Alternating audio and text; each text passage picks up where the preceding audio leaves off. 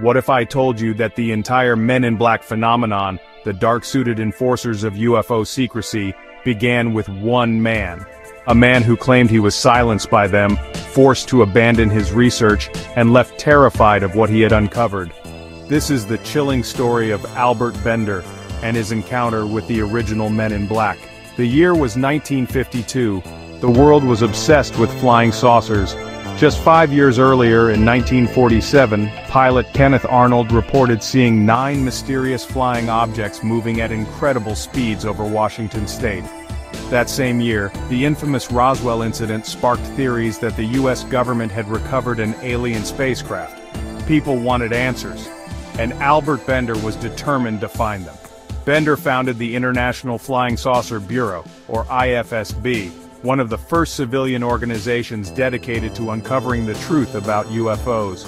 The group quickly gained attention, with members all over the world publishing newsletters and sharing their findings. Then, something strange happened. In the summer of 1953, Bender announced he had made a groundbreaking discovery, one that would reveal the truth behind the UFO mystery. But before he could publish his findings, everything changed. According to Bender, that's when they came. 3 men, dressed in black suits, suddenly appeared in his home. They weren't ordinary men. Bender later described them as having glowing eyes and communicating telepathically. Without speaking, they warned him to stop his research immediately, or else. He reported feeling a strange pressure in his skull, as if his thoughts were being invaded. They downloaded information into his mind, revealing secrets so terrifying that he refused to share them for years. After this encounter, Bender was a changed man. Shortly after the visit, Bender dissolved the International Flying Saucer Bureau without explanation. In his last issue of Space Review, he wrote cryptically, "The mystery of the flying saucers is no longer a mystery. We advise those engaged in saucer work to be very cautious." Then he vanished from the UFO scene. Almost a decade later, in 1962, Bender finally told his story in a book titled Flying Saucers and the Three Men.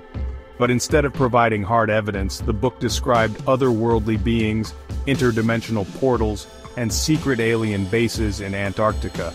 Many dismissed it as science fiction, but others wondered, was this his way of telling the truth in a way that wouldn't get him erased?